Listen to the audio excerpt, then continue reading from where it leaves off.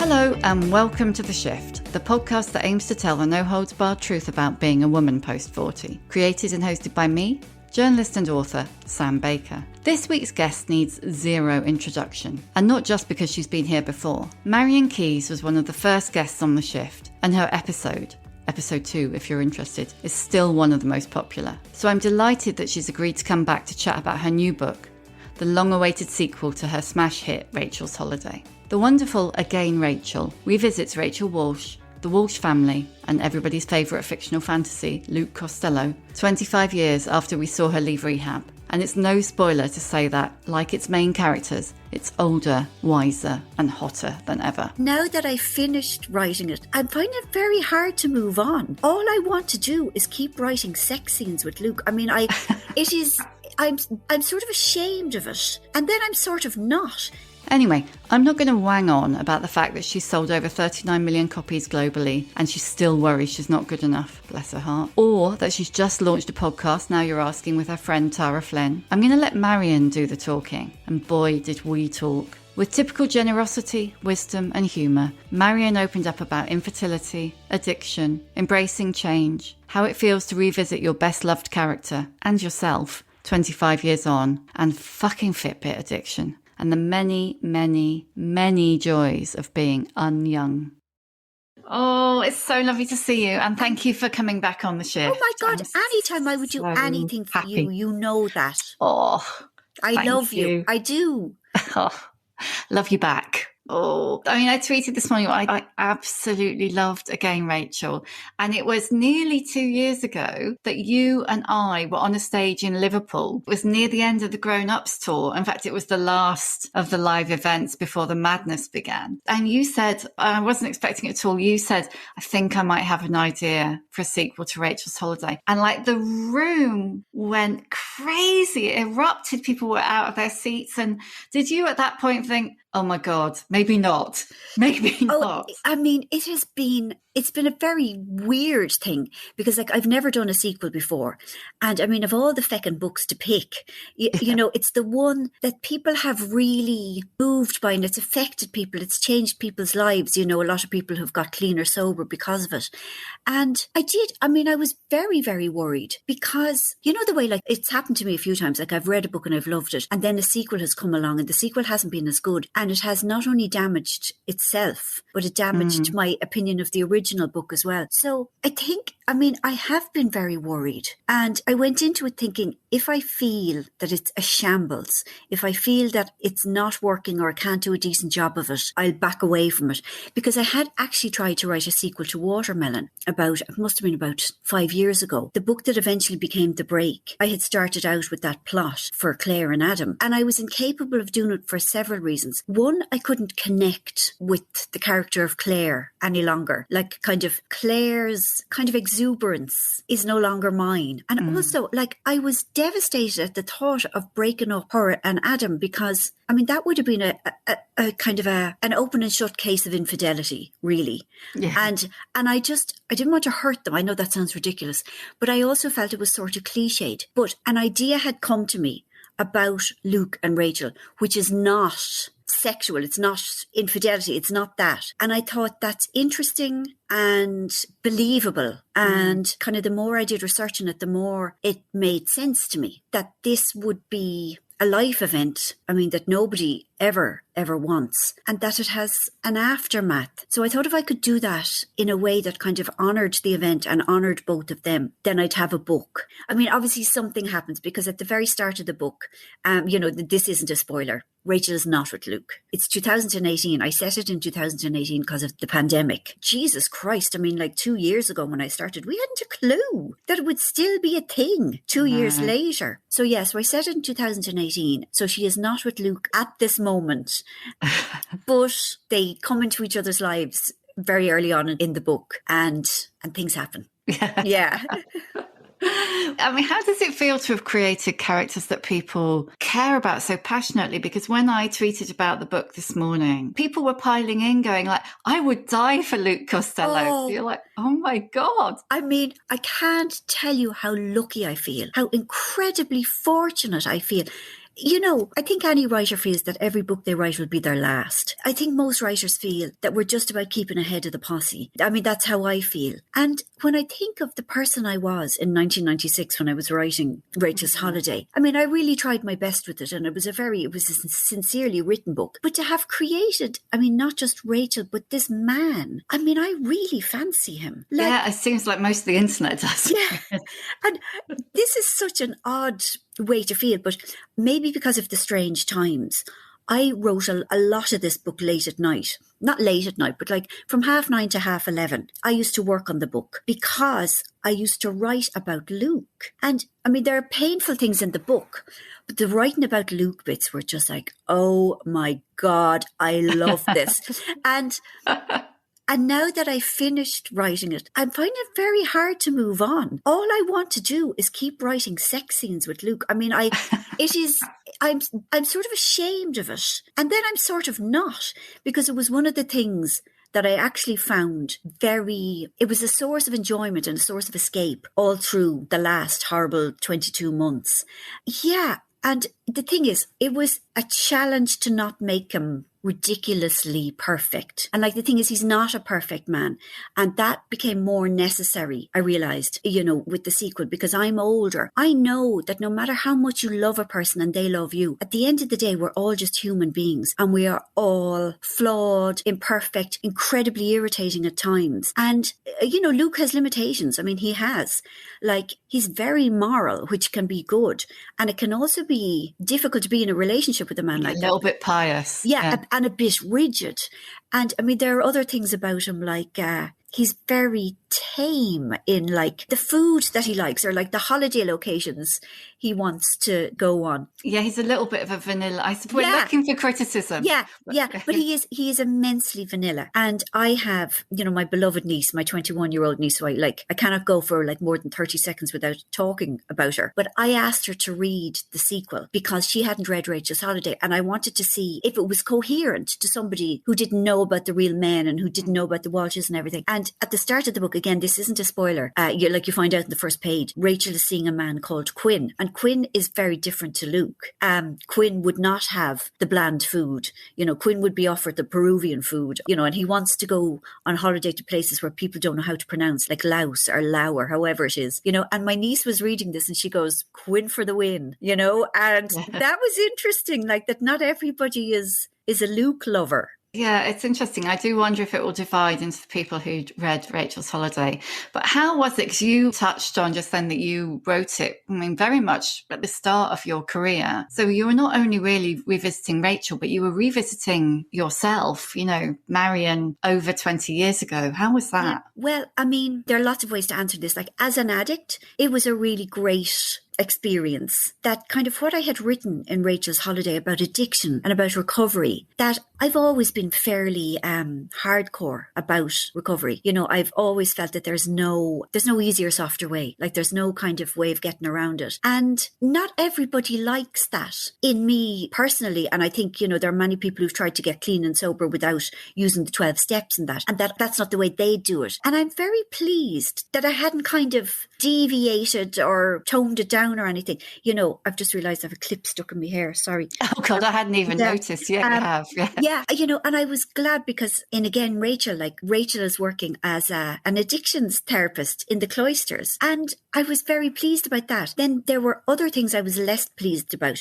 I mean, partly as a writer, I mean, it was agonising having to reread Rachel's Holiday simply because, I mean, I knew nothing about editing. I had no idea. And I found that quite mortifying. And then there were bits and pieces that I actually asked if I could make tweaks to Rachel's Holiday. Like, there was a sex scene with Rachel and Luke in Rachel's Holiday where the issue of consent was not clear. And obviously, 25 years ago, I had clearly thought that the contract between me, the writer, and the reader was strong enough to say, we know that Luke and Rachel are mad about each other. It's the scene where Luke tells Rachel to take off her dress. And at the time, I thought it was an unspoken, narrative that like Luke was a good man and that this was not a problem. But rereading it, I thought there could be young women reading this now who think that this is an appropriate way for a man to behave and that they're not getting the subtext, that they're just reading it literally. And that worried me. So like things like that. As a feminist, I have become different. You know, I've changed over the years. And then also like the casual, like the way 25 years ago, like to use the word fat as a slur, it was just so done. And that appalled me. And I mean, I wish that I had known better in 1996, but I didn't. And all I can do is say that like I know better now. And so I'm trying to do better now. And in one way, I think it's wonderful that we have improved that way. And you know, that whole awful pressure on women to be skinny I mean, like the thing is, I wonder like at my age, I don't think it will ever really go. But like even Rachel addresses it, you know, because she goes wild swimming. And of course, once, I mean, once. And you know, that thing of like getting out into your swimming togs in front of everybody. Like I think as a woman, like that just never ever becomes comfortable unless you're Amanda Holden or somebody like that. You know, we are all judging ourselves, all women. No matter how much more evolved you might feel or think you feel, it just doesn't go away. I mean, you know. I feel like I'm too old to ever really make peace with it. But I honestly, I've said this to you before, Sam, you know, people under 30, women under 30, I honestly think they're different. I mean, not all of them. Of course, not all of them. I mean, I think it is still impossible to avoid those messages that like a thin girl is a good girl. A good girl is a girl who doesn't eat too much, you know? And, you know, the way the message has sort of morphed into, you know, strong, not skinny. Like it's bullshit. It's skinny and skinny, you know? And if you have muscles, grand, but it is about being skinny. But I honestly think that there are young women who are pushing back. And I think, you know, there are far more, I was going to say plus sized or larger sized. I mean, they're normal sized women in the public eye who are owning their size and saying, you know, this is how I am, this is how I look. And I am not only beautiful, I am normal. You know, I represent women. You know, that there are many, many ways. No, I do have hope. I honestly do, Sam. I do. I bet there are so many women listening to this, or will be when it goes out, who though will be going, yeah, but when I've lost the £7, I mean, I'm slightly thinking that, and I know this is so bad, but I've said this to you before, and now I'm actually going to say it to several thousand people. You know, the best thing about having longish COVID, I'm sorry, it was that I lost a good £7. That's terrible, but I still have that horrible 70s mindset. Yeah, but it is not terrible. You know, you're judging yourself for something that you can't help. Like, none of us can help feeling that way. Like, we can't. I mean, like, not only did I get those messages in my home, but we were getting it from the media from day one, you know. Very true. Yeah. Like, I think you and I have talked about the Slimcia bread of the 70s. Yeah, I mean, Rivita. Yes. Yeah, cottage cheese. Like, the Battle of the Bulge, if you can pinch more than an inch. Do you know? Like, it's horrible. It's horrible. Still ingrained, that inch pinching thing. You know, I'm having to stop myself do it now. I'm literally sitting on my hands. And also, like, I feel the need to say, when I got COVID, I did not lose my appetite. I didn't lose any weight. In fact, because I was staying in bed, I put on weight and I was gutted because... Like, that's not fair, is it? It's not fair. But like, again, you and I have said this. I mean, there's something really, really wrong with like intelligent women who think that there would be nothing terribly wrong with getting a kind of a mild dose of dysentery. You know, that it would just... Sorry, I shouldn't be laughing, I know. But quite genuinely, if that happened to me, I would be thinking every cloud.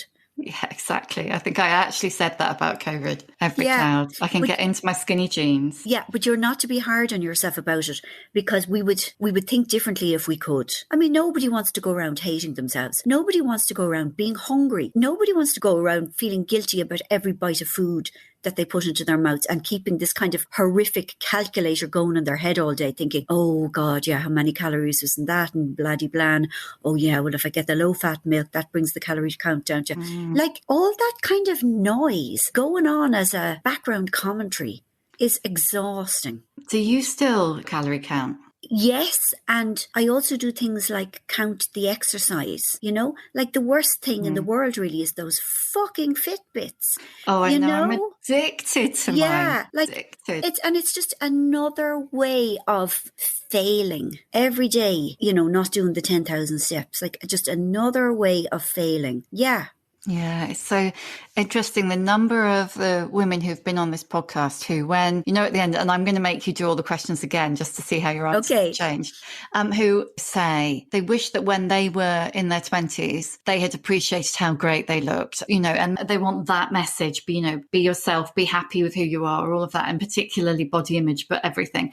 But nearly every woman I speak to, that's the message, that they regret that they hadn't appreciated themselves when they were younger. Yeah. I mean, it's funny looking back. I never felt that way. I always felt wrong. I still find it hard to feel that about myself. The funny thing is, I don't think I'm bad now. No. I sort of feel better now. I mean, I was a lot thinner when I was younger, but I can appreciate myself, my looks more now than I could then. Yeah, it's so strange. And but I'm trying to say, I would rather look like I look now than the way I looked then. And I think that must be because I was so full of confusion and self-loathing then. And I mean, it hasn't left me entirely, like obviously not, but I can definitely appreciate my appearance now.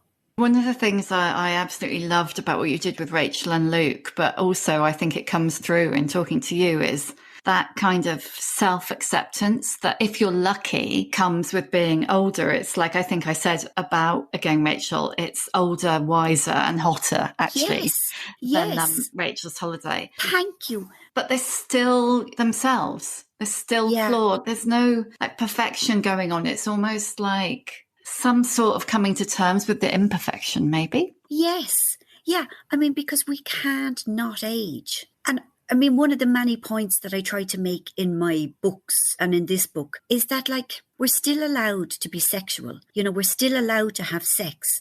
That, we don't get to an age where we're suddenly too repulsive to be attractive and to want sex.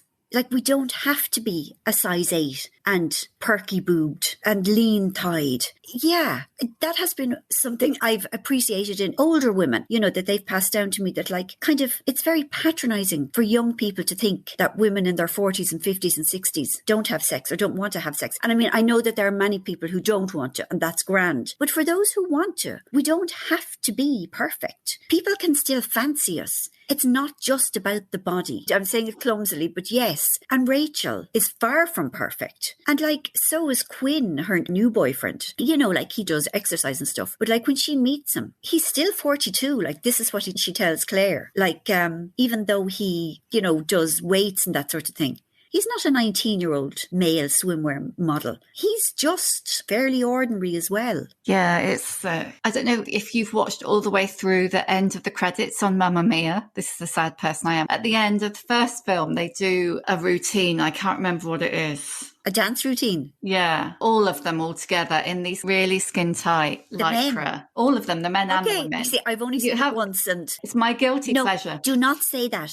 There's nothing guilty about it. No, Sam, no. All right, it's my unguilty pleasure. Yes, you like it. Don't apologise. I recommend that you scroll right to the end. Okay. You've got Meryl Streep, Julie Waters, that amazing woman whose name I can't remember, and the boys. And the boys, and they're all in this skin tight lycra.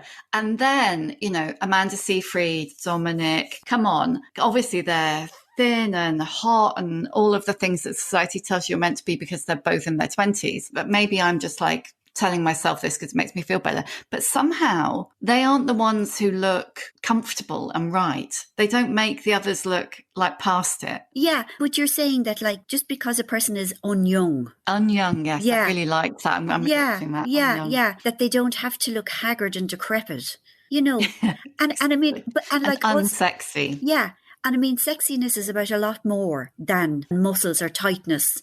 I mean, it's about being joyful and it's about being funny and it's about being charismatic and charming and twinkly-eyed.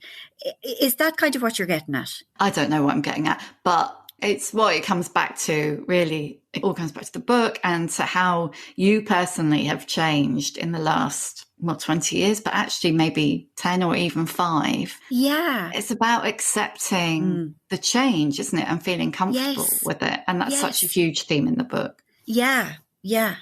I mean, the whole thing of aging, is quite bizarre, because when I was younger, I kind of thought it wouldn't happen to me. I think I have always felt like that about things that I've been afraid of. That like if I just decide it won't happen to me, it won't happen to me. It was the same like when I was drinking alcoholically. I thought, oh Jesus, I'm in danger of becoming an alcoholic. Therefore, I must make sure that it doesn't happen to me.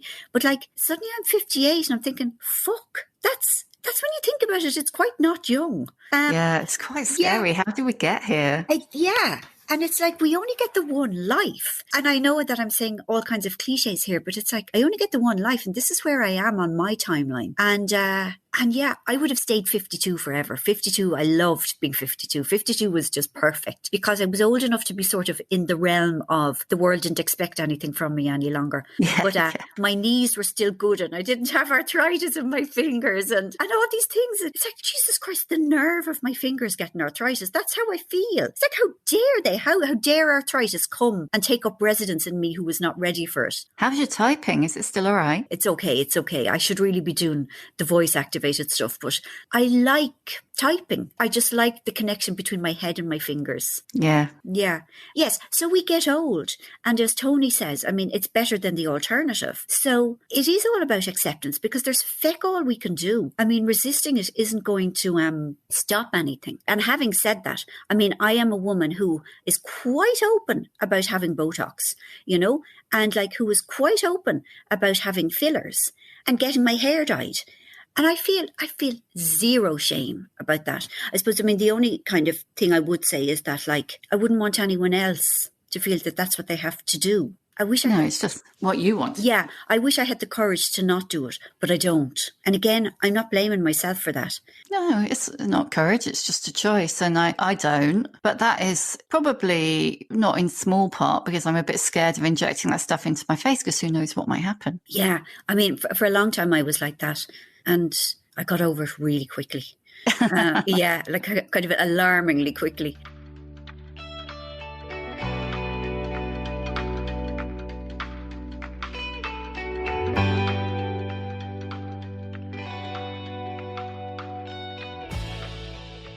One of the really big things, apart from addiction and growing up and acceptance really, is infertility. And you write so movingly about the emotional impact of miscarriage.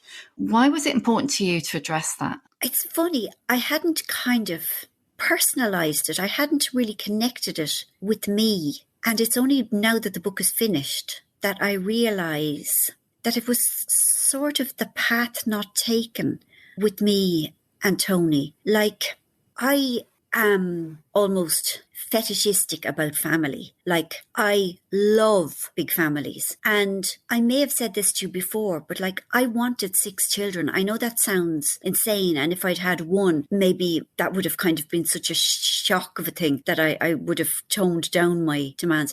But yeah, I would have loved lots of kids. And I mean, we both would have. And Tony and I, we still talk about the children we didn't get to have. And it's not that I'm sad anymore. I mean, I'm not. I can't describe it, but there's regret, there's sorrow.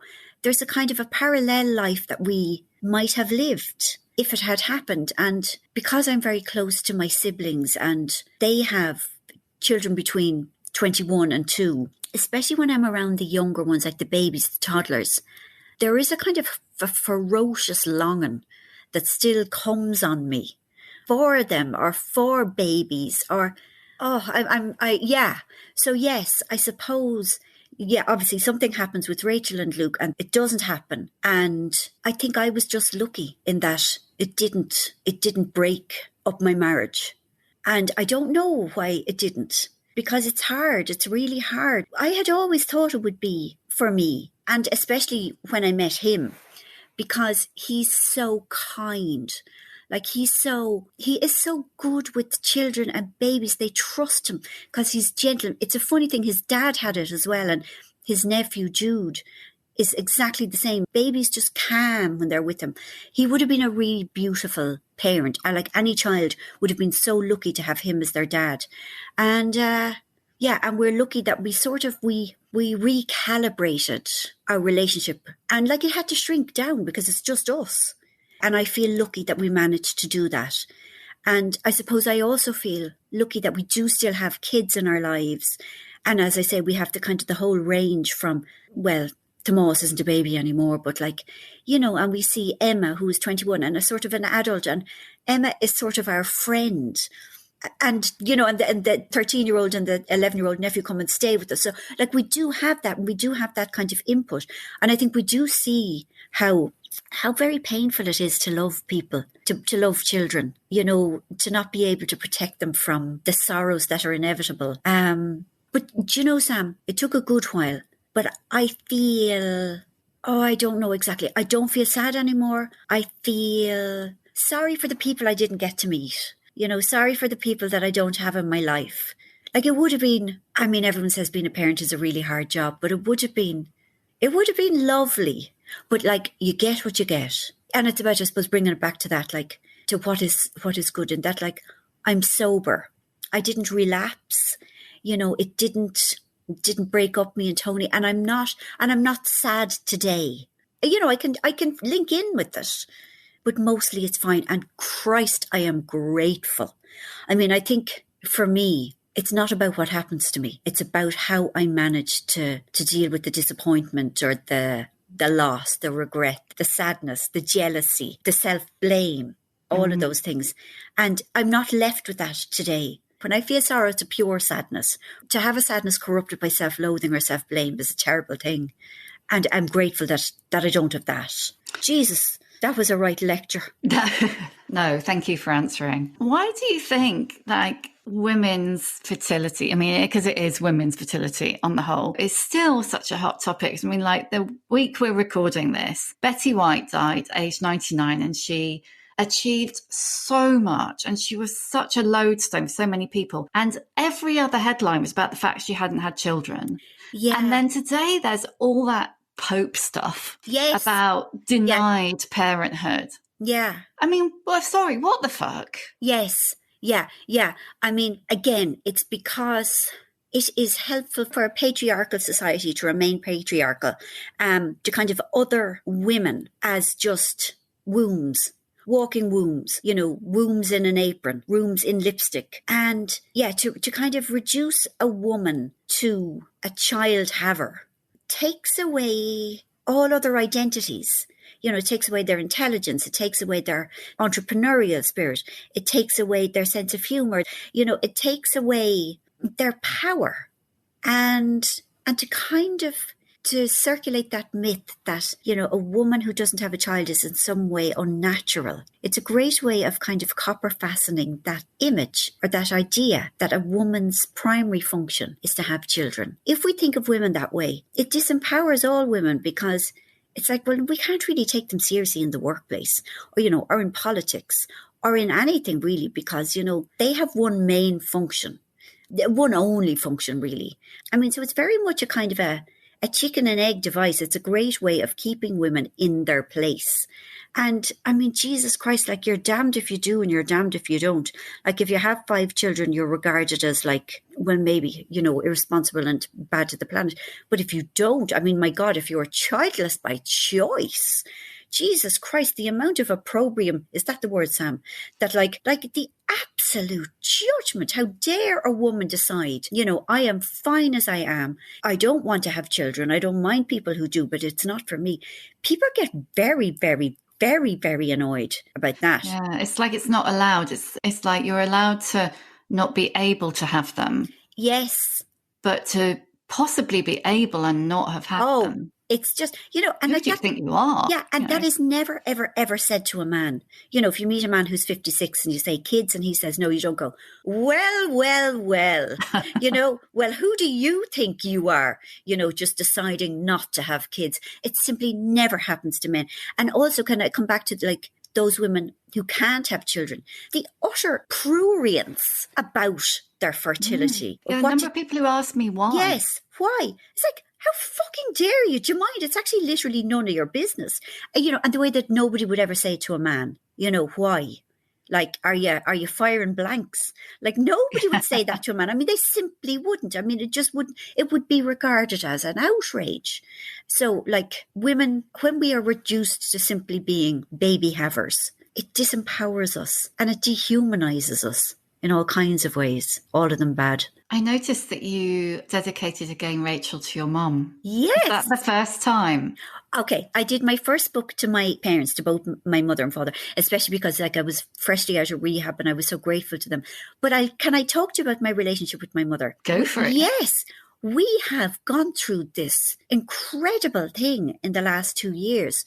My mother and I are very different in that, she's a devout Catholic and it has been sort of her saving thing, and my dad died 3 years ago and life has really not been easy for her, especially in the last 2 years. And this is said sort of tongue in cheek and, it's first word, but all through the pandemic, she didn't have Wi-Fi, so she didn't have Netflix. She had to live alone. She couldn't see anyone, and the love of her life really is her grandchildren, and she couldn't see anyone. And then she had cataracts and she couldn't even read since Dad died, because she minded him so compassionately, so tenderly. When he died, she rediscovered a new lease of life and she was off out to bridge and she was off out to lunch and she was off away in taxis, getting her hair done and into town to the shops, and everything stopped. And she remained so buoyant, so hopeful, so positive, so upbeat, so funny and entertaining, because all she had were phone calls and the radio. And I have just grown to admire her resilience and her dogged refusal to be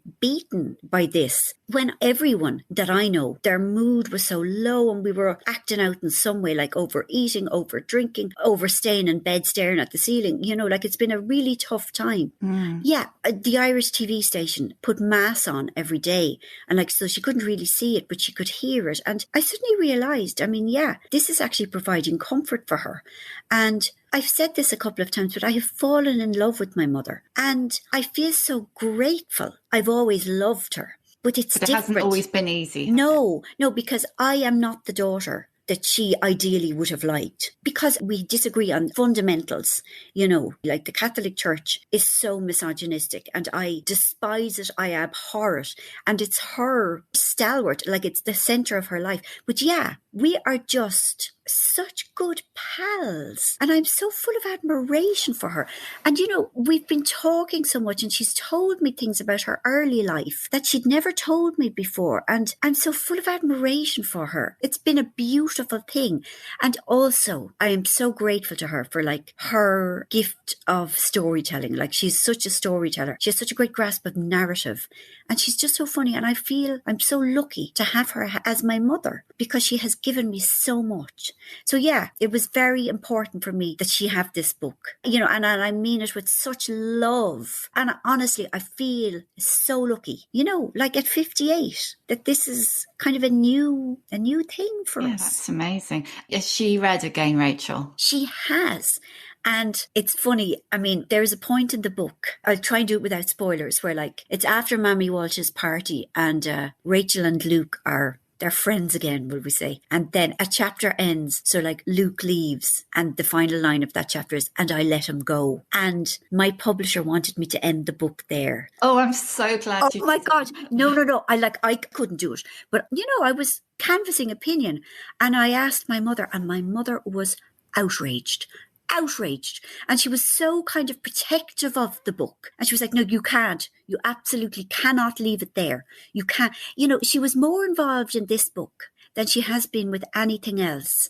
And Sam, it is not because of the book. It's because I have been less snarky to her. I've been kinder to her. And, this is such a kind of a trite and obvious thing to say. But if you stop being mean to somebody and mocking what they like, if you start being nice to them, they start being nice back to you. And we've had a far more collaborative relationship. She was like, absolutely not. No, you get back and you write that book until it's the ending I want. And it was lovely. Yeah. And she keeps telling anyone, she's back out in the world a little bit now, and she keeps telling people it's a great book. That's a real turn I know. up for the books, yeah. She doesn't mind the riding. No. There is riding, but there's not as much riding maybe as some of them. Yeah. It's a love story, and she is this book's champion. And I think it would be fair to say that she has been appalled at the carry-on in other books. I know, she really was, The Break 2 books ago. She told me Amy was a right piece of work. She was horrified. She was okay with Amy while Amy's husband had left her. But the minute Amy started having sex with other men, she withdrew her affection. So yeah, she's on board. I should give you a little chance to talk about the podcast. Oh, God. Yeah. So tell me where it came from. Okay, right. The agony aunts and the whole thing. Well, there's this wonderful man called Steve Doherty. He's been a BBC radio producer for a long time, and he's worked with David Sedaris and people like that. And he knew Tara Flynn, my friend, who is an actress and comedian and a comic writer. And he had read some of my nonfiction book, and he kind of dreamt up this show where like Tara and I would sort of be in conversation and I would read some of my nonfiction. And so we did 2 series of that for Radio 4, and it was called Between Ourselves. And it went down really well. And the BBC wanted similar, but they didn't want my nonfiction to be included in it, because once something like that is included, it can't be a podcast. So it was actually the BBC that came up with the idea of a sort of an agony aunt format where people would send us a kind of a range of problems, you know, from the comic to the very, very serious. And that Tara and I would try and be helpful, mostly by drawing on our own life experience. And I mean, both Tara and I have been in therapy and have had kind of mental health issues. And, you know, they kind of gave us this loose brief. So between the 3 of us, between me and Tara and Steve, we've been allowed to do this. And you know the way sometimes something really beautiful lands in your lap? You just think, oh my God, this wonderful thing has come from almost nowhere. That's what it's been like, working with the 2 of them. Like, Tara is so wise and she's so kind, and she's one of those people who just inspires me to be better. And then Steve has a really great sensibility. Like, he knows when something is moving and he knows when something is funny. And he's great at balance. Like, he's a really great producer. You know, I think we've tried very, very hard to be thoughtful in what we say and to offer hope and to be completely devoid of judgment. And both Tara and I realised when we were coming to it that we had completely outgrown cynicism and snark, like both of us, to do with our age or something like that, or maybe the times. But we want to be nice, you know, and there was a time when nice was regarded as an insult almost. Like, I don't care. The world is hard. And Tara and I both want to offer niceness. And we both put our hands up and say that in the past, snarkiness and cynicism was kind of the order of the day. It was like, it was how you were meant to be. Yeah. And we're both ashamed of it now, and we don't want to be that way anymore.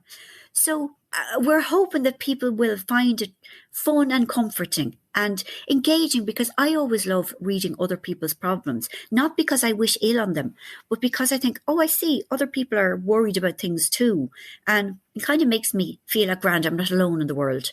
You know, I'm not alone as a worrier. So it's called, what's it called? Now You're Asking. Because you see, the thing is, people are asking us, and now you're asking. Yeah, and so if people want to send in questions to us, it's Marian and Tara at bbc.co.uk. And it's on BBC Radio 4, also on BBC Sounds, and then it's on wherever people get their podcasts. I believe that's what I say. Wherever you get exactly your podcasts. What you say. You'll get all the lingo. Yes, I will. I'm still old school. I saw that your New Year's resolution was to have another go at meditating. How is that going? Badly, Sam.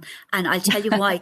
It's because I am too giddy at the moment, because the proofs of Again Rachel just went out just before Christmas, and we're recording this on the 6th of January. And I am too agitated. Like, when the morning comes, this is dreadful, and I know it, but I'm an addict, and I'm like diving on Instagram and Twitter to see if anyone has read it, to check the overnights, as they say, to see if anything has come in. Do you know what? After your tweet today, that has meant so much to me, because you're the first person who addressed Luke. And because I respect you so much, and because you're very much a book person, I think I can sort of calm down now. It's kind of like I can kind of let it go a bit. And just trust, trust that it'll be, you know, because it will be what it will be anyway, you know. But I suppose what I really wanted someone to say, oh my God, Luke, you know, that's all I wanted for someone to say. I can do that. I can send you all the hot, sweaty, overwrought gifts that you like. And it was in response to that then somebody tweeted me back and said, I would die for Luke Costello. Oh, you see, sort of, so would I. So would I. Damn him, we've come back to him. Yes. That's not right. That's not what this podcast's meant to be about. Middle-aged women getting overwrought about a fictional character. Why not? Right, the questions that I always ask that you've answered before, I'm going to ask you again. What's your emotional age? My emotional age, 52.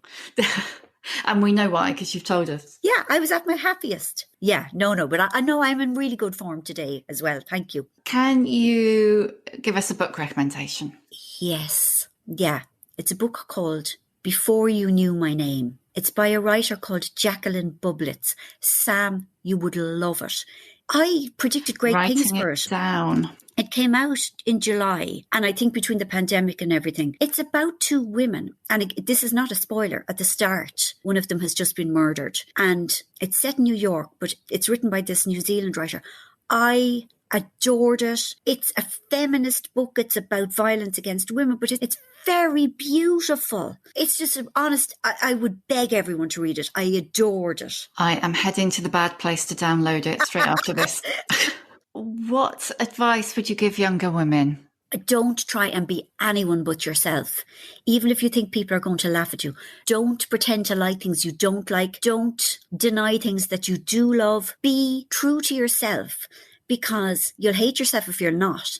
And also, authenticity is incredibly attractive. I think that's pretty consistent with what you said last time. Is it? Remember, but I think so. Yeah, more or less. Yeah. Who is your old bird role model? Kind of my mother. Would it be okay to say that? Of course it is. I mean, like, she still gets her hair done, you know. She still loves a chat, you know. She still likes makeup and clothes. She's interested. You know, she loves stories about, romances. You know, she's always kind of dying to know about the nieces and nephews, what relationships they're having. And, you know, like, I like her attitude to life at the moment. Cool. What's your superpower? My superpower. I'm intuitive. I can see things in people that they don't always know in themselves. That makes me sound incredibly creepy. It does. But I'm porous. Like it's a downside as well as a superpower. Yeah. And lastly, how many fucks do you give? I give a few, Sam, I'm afraid to say. Yeah, I wish I could say I give none. One or two still, you know. At times I will give 0. At times, which is nice. Between 1 and 3, I suppose. And it depends on the day. And it depends on how much sleep I've had. If I haven't had much sleep, I'm afraid the fucks are harder to kind of not give. But yeah, there are times when I really don't give any. And that's lovely. How many fucks do you... That's great. That's a fabulous question. Thank you so much. It's been so lovely. I'm sorry we couldn't do this in person. I love you, Sam Baker. Thank you for having me. I love you too. Thank you for coming on, and good luck with all of your wonderful projects. Thank you. Thank you for listening. You can hear a new episode of The Shift each Tuesday on Acast, Apple Podcasts, Spotify, or wherever you get your podcasts. If you like what you hear, please do rate, review and follow, because it really does help other people find us. And if you'd like to know more about my own experience of shifting, my book, The Shift, How I Lost and Found Myself After 40, and you can too, is out now in paperback. See you next time.